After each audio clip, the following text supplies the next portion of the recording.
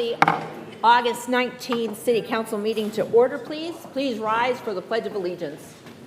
I pledge allegiance to the flag of the United States of America and to the republic for which it stands, one nation under God, indivisible, with liberty and justice for all.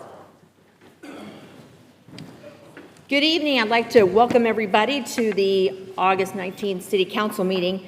If you are here for item 13 regarding the trash, that has been continued. So that will be heard at the council meeting on September 9th. There'll be a public hearing for the trash. So if you're here for item 13, please know that that is... That's Meyer. I mean, not Meyer, I'm sorry.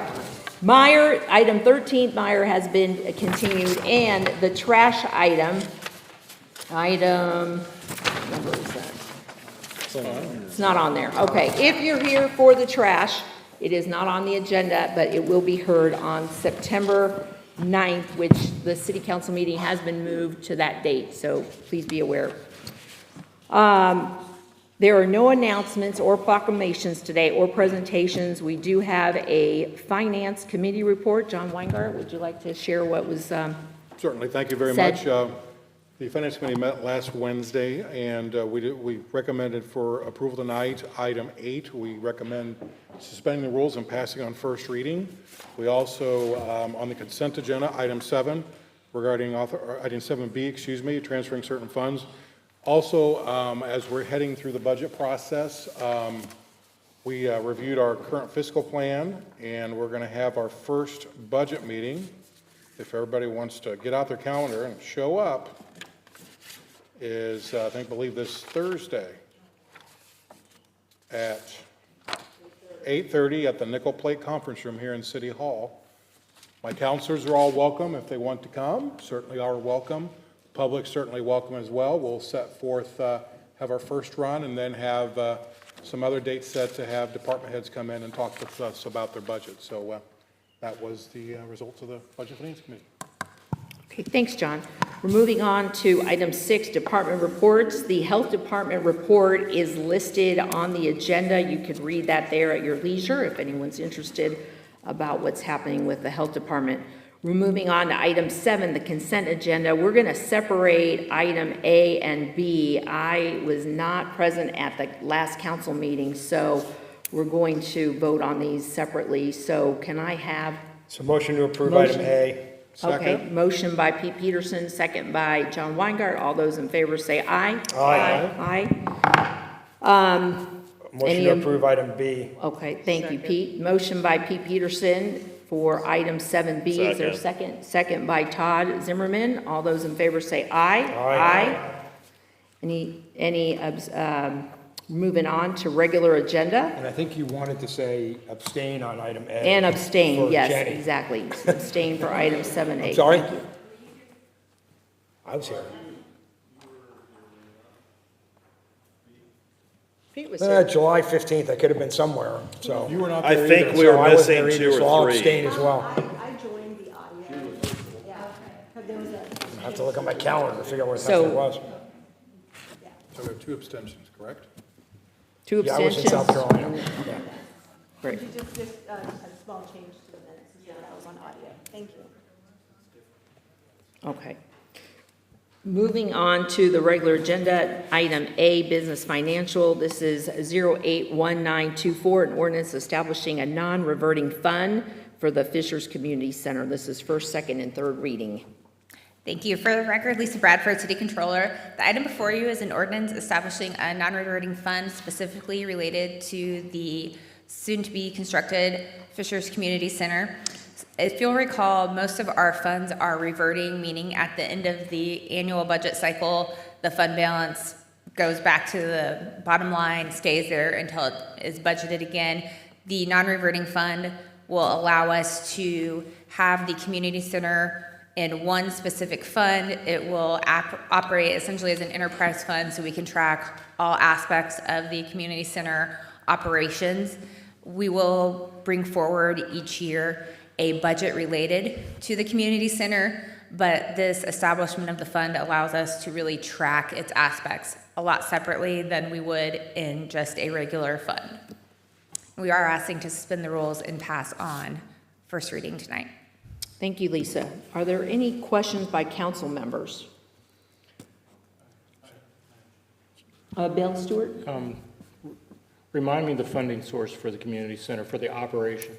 So it is a little bit of multi-funded. So for kind of the initial startup, which I would say is kind of starting this year, in the 2024 budget cycle, we had approved some positions, 2 positions specifically that will start this year as kind of almost an incubator for it.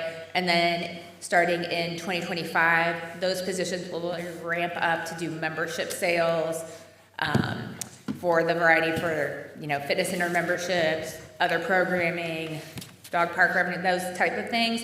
So it will be funded by operations and then a little bit as we start up, probably from the general fund to kind of get it going until it gets fully funded. Because if you recall with the construction timeline, it is a probably late fourth quarter of 25 start. So they're not going to be generating revenue during that kind of initial startup period. So remind me, is the goal, once it's, The goal, once it is up and running and stabilized, is to be a self-sustaining Thank kind of you. enterprise fund, yes. thank you. Councilmember Stewart, just to put a fine point on that, that's why we want to do an enterprise fund for accountability purposes, so we can see clearly, are we generating enough revenue to cover our expenses? And I think by setting up this fund, plus with Jake Reardon McSorley's experience of running these facilities before, we feel confident that we can run this more like a business and run it like an enterprise fund, and then report back to all of you, how's our performance year to year? And this really separates it from more of our traditional departments like police department and fire department that require subsidies every year.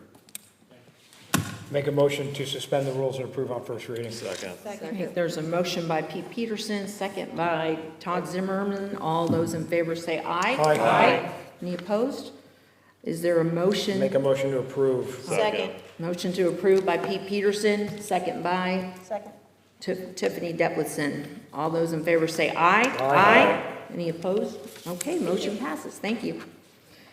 We're moving on to item 9, economic development. It's R081924A. This is a request to approve INCOG.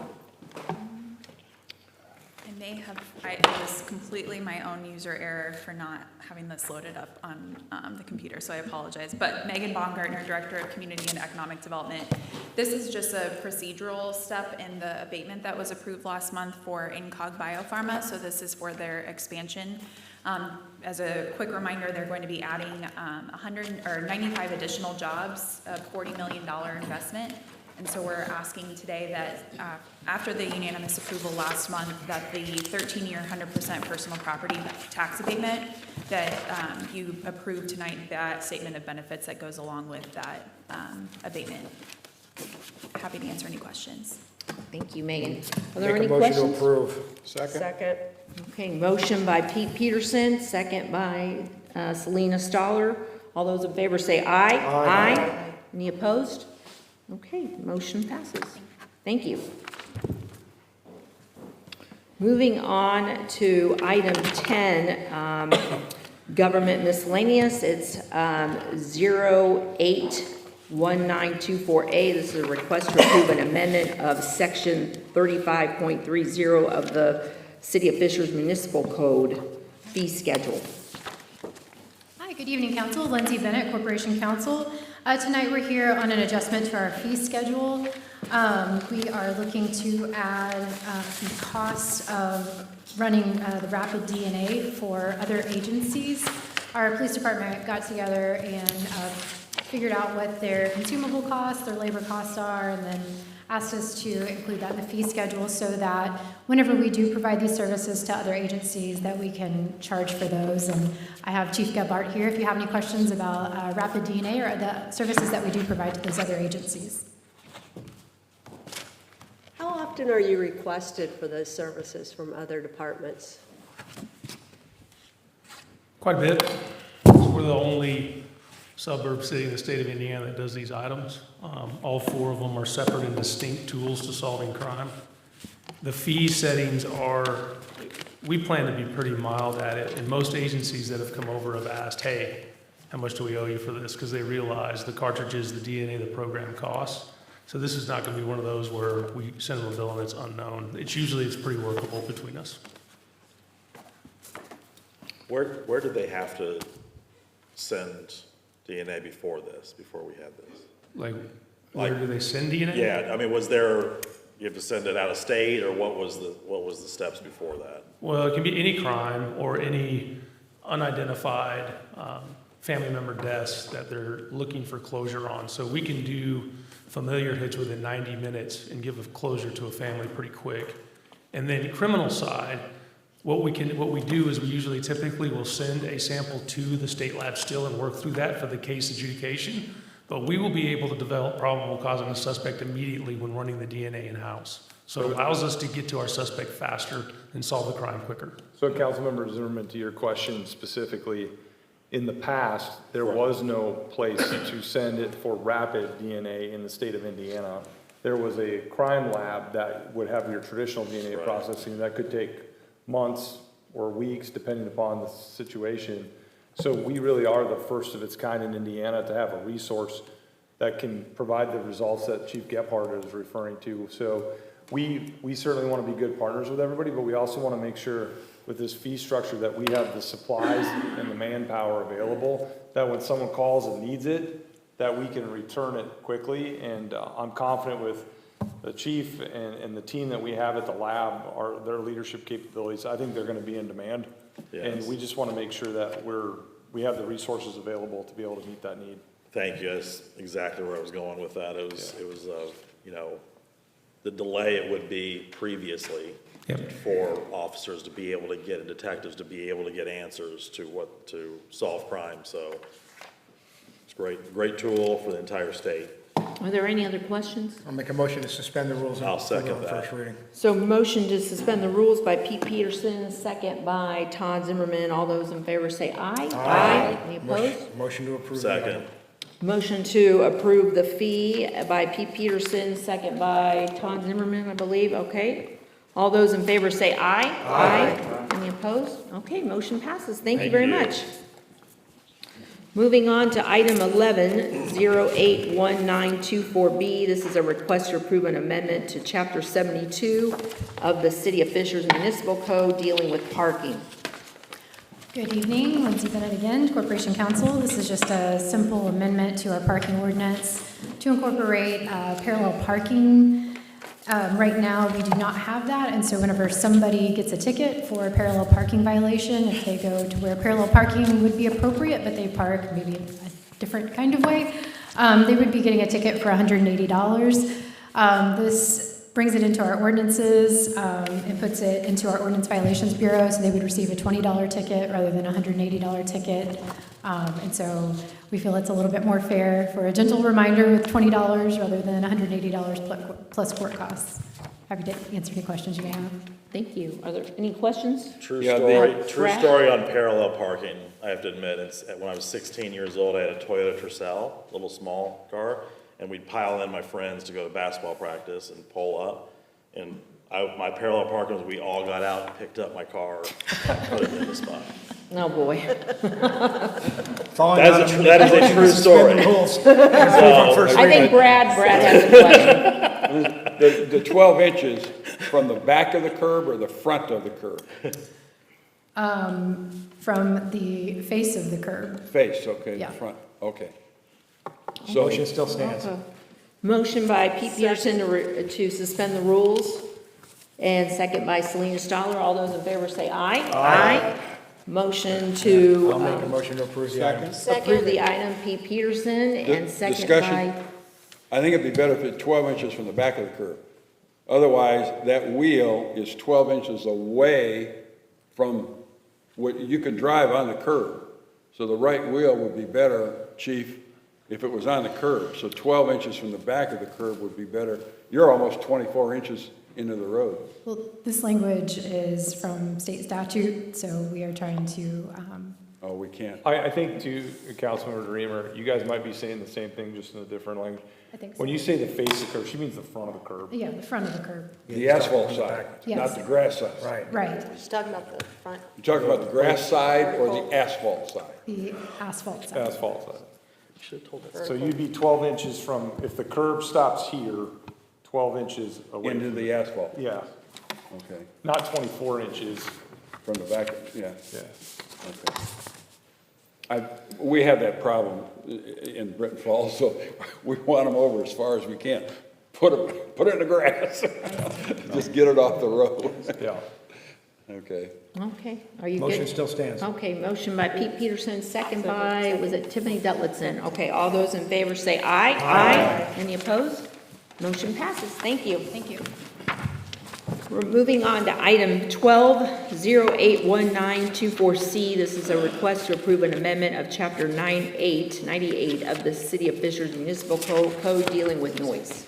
Hi there, good evening, Council. Mike Taylor, Assistant Chief of Police. Thank you for the opportunity to speak tonight. Request a first reading on an amendment to our noise ordinance for the City of Fishers.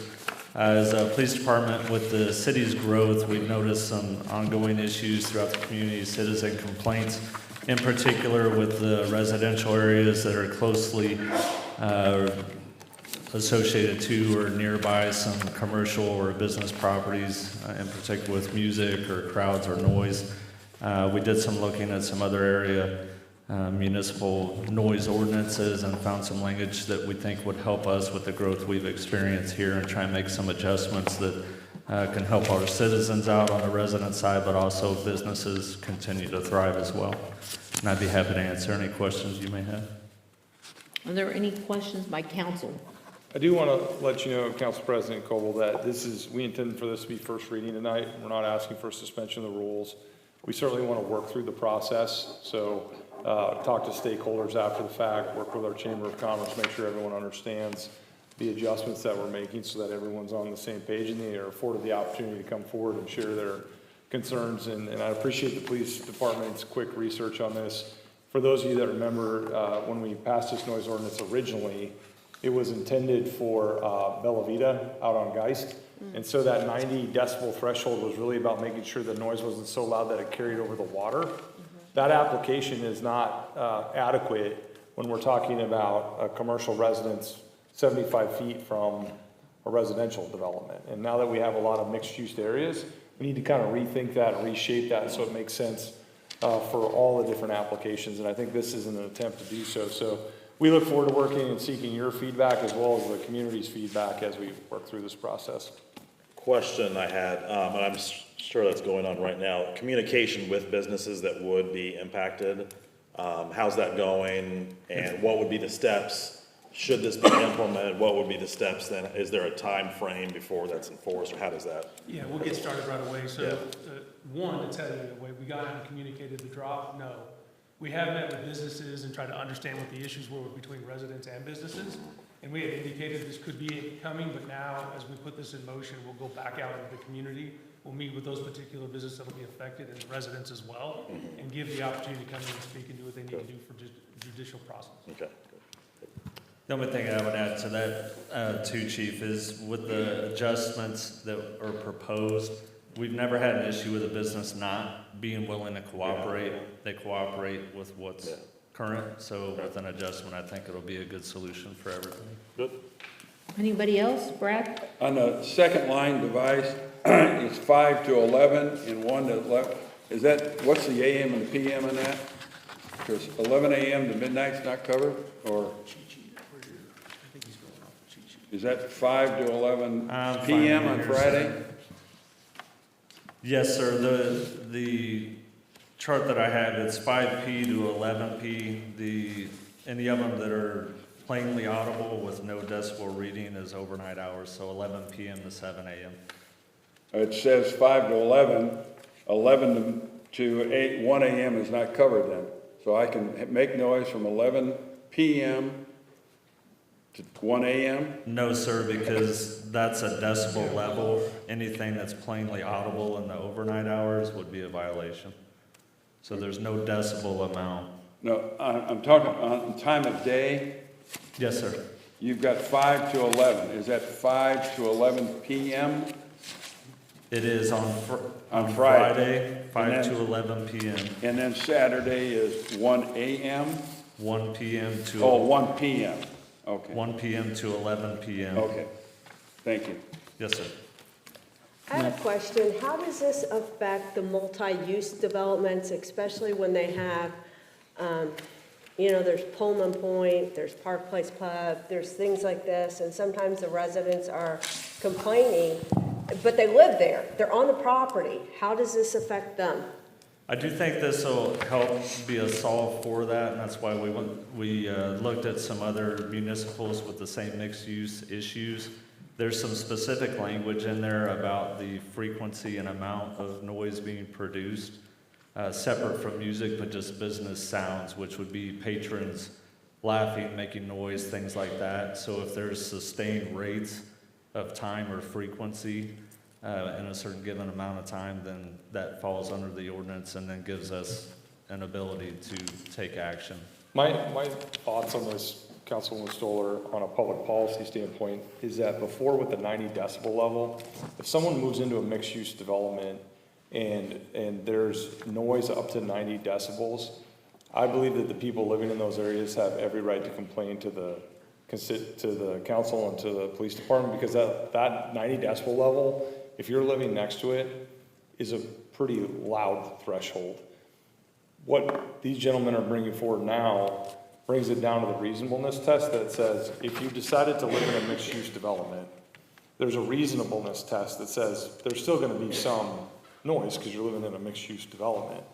But that 70 decibel level is a more reasonable threshold to say anything below this, you signed up to live in this area and there's an element of that, but anything above 70 would be above and beyond what anybody reasonably would expect to experience. So I think this brings it more in alignment with what is defensible and what is appropriate as we're all trying to kind of live together in these mixed-use areas. I have a quick question. It talks about like business noises.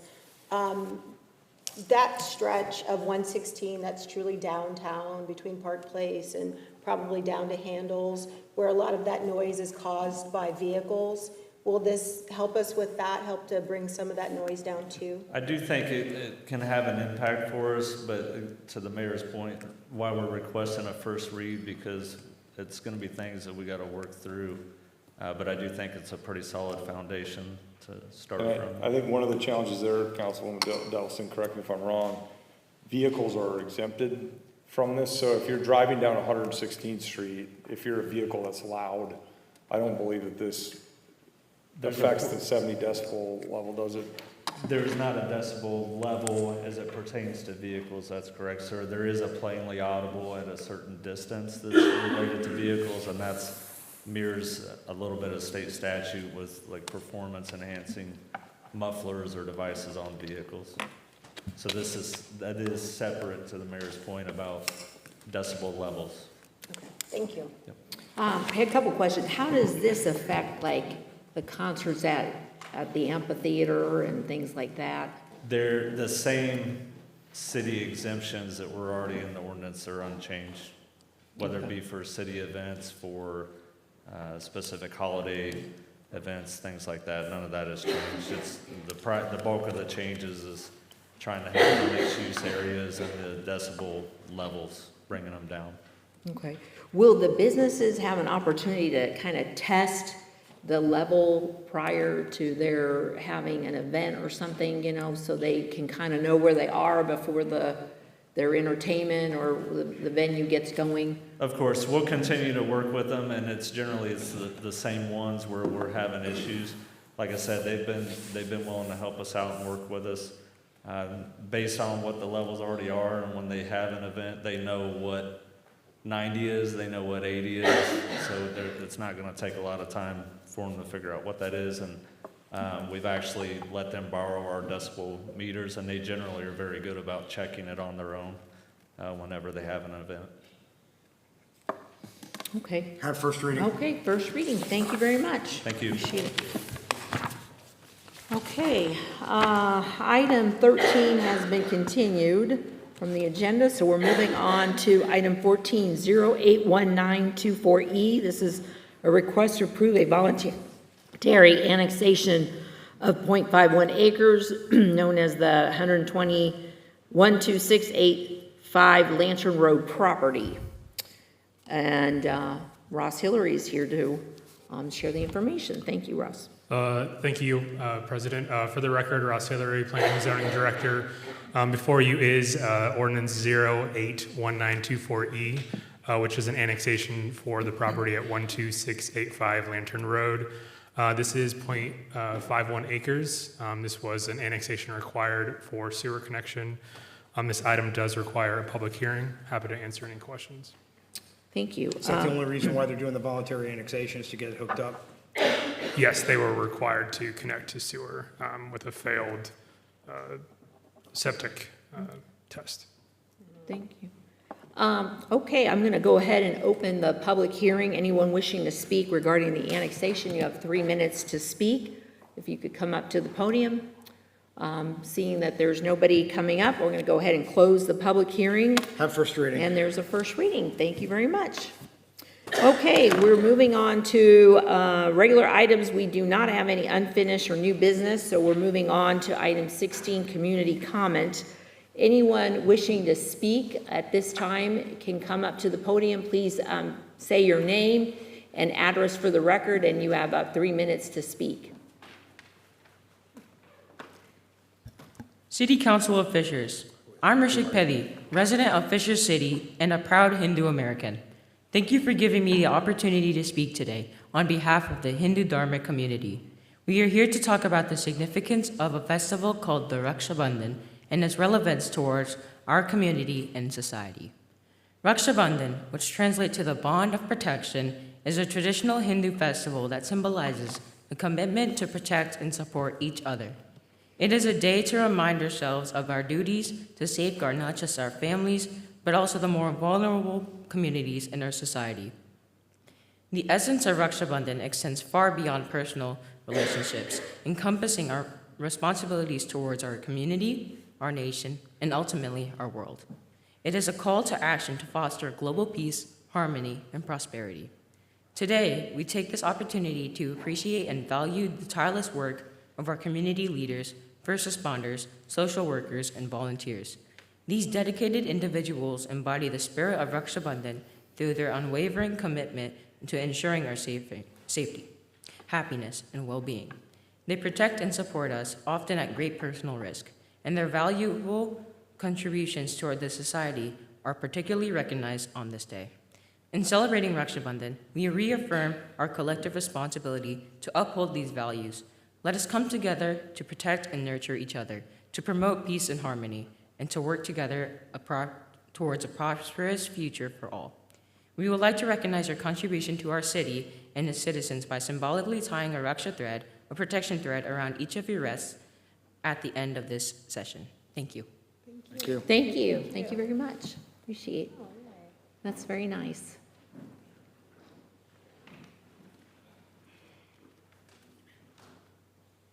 Good evening, council members. My name is Srimala Murthy. I've been a resident in Fishers for over 26 years. As a proud member of Hindu American community, I stand before you today representing over 4 million Hindus who call this their home. Our diverse backgrounds and traditions have not only enriched our lives, but also have significantly contributed to the cultural and intellectual fabric of the United States. I and my fellow Hindu Americans want to bring it to your attention the large-scale violence that has broken out in Bangladesh in early August. What started as a political protest rapidly escalated into large-scale violence and a coup, forcing the Bangladeshi Prime Minister to flee the country. The political turmoil and the collapse of the governance has led to a complete breakdown of law and order. Empowered by hate and turmoil, large-scale attacks have targeted Hindus, Buddhists, and Christians, and their houses, businesses, and places of worship. Violence against minorities, particularly Hindus, have been going on for decades in Bangladesh. From a population of 28% in 1941, minorities have come down to 7.9% in 2022. As City Council members, you play a vital role in ensuring our city remains a safe and inclusive place for all the residents. Your public stance and a statement condemning the latest spate of atrocities against Hindus, Christians, and Buddhists in Bangladesh will bring much needed international attention and may also help in preventing further atrocities. In the spirit of Raksha Bandhan today, we would like to request you all to address this dangerous situation. You can rest your confidence in the Hindu American communities. Thank you all very much. Thank you. Thank you for sharing. Thank you. Hi, good evening, Council. My name is Josh User. For the record, my address is 12863 Shakespeare Way. I know trash is not specifically on the agenda tonight, but one thing I did want to mention that I learned at the public hearing last week was this $2 administration fee that is included in the proposed rates. If you look at other surrounding municipalities, it is the highest in Hamilton County. Carmel charges 25 cents per month, and Westfield charges $1. Mayor Fadness, who I see left, but he mentioned at the public hearing that this would cover customer service expenses and things like that to administer the program. My concern is that when you start scaling out $2 per house per month that's being collected, that's over $760,000 a year that's coming in revenue for the city. To date, there's really been no answer on how that will actually be funded. When you start looking at the salary ordinance that came before this body just a few months ago back in May, 3 customer service reps and a utilities manager would only equate to about $255,000. I've also been to enough city council meetings to see city administration bring out the numbers when they want to present policy changes and support that. So I'm asking some transparency from the city's leaders to provide where that money's going to go, what it'll be used for, so that way the residents have an understanding of where their fees are going. Thank you. Thanks, Josh. So as I stated earlier, on September 9th, there'll be a public hearing. And most recently, the city has provided some additional information regarding the administration fee that people can read online. So thank you. Anybody else wishing to speak today? One more. I'm Brett Anderson. I live at 8899 Mole Drive here in Fishers. My wife and I moved here in 1982, and I just wanted to say that it was like around in this spot, it used to be a pig farm. And to go from that to this is beautiful, really nice. The reason I was here is to thank the mayor who left, so he get a thank you when he's not here, but Megan will pass it along. The project on Lantern Road for the sidewalks have started from Francis South. Big help because there's a lot of foot traffic still. The public safety hazard's still there. There seems to be some difficulty getting the easements from Francis up to Morgan. If we have to cross over to go on the east side, on my side of the street, would be great. But the other point, I had 2 other public safety issues, is that the construction now at Lantern Road Elementary has a lot of big trucks coming and going to add to the risk to the people that are walking up and down the side. So I didn't know if the police, they left before I get a chance to ask them if we could get some more patrols up and down there to try to slow the construction traffic down. And then the last public safety thing is that it seems that the road striping on a lot of the major roads has kind of eroded a little bit, like 116th. So if you get in some foul weather or something, it's really hard to tell. So I don't know if there's a way. I know paint, everything else is really expensive for roads, but some of the markings is really hard to see. So that's my point for tonight. Thank you. Thank you. Thank you for sharing. Thanks. Hey, thank you, Brett. We'll pass that along to our Public Works team. Appreciate that. Okay. To be clear, was he talking about Lantern Road or Fishers Elementary? Both. Both. Yeah, both. Okay. There's 2 items. You said Yep. Lantern Road. Fishers Elementary on Lantern Road. Yeah. Thank you, thank you. Anyone else wishing to speak? If not, we're going to go ahead and close the public comment. And is there a motion to adjourn? Motion by Pete, second by Selena Stoller. Thank you very much. City Council meeting is adjourned.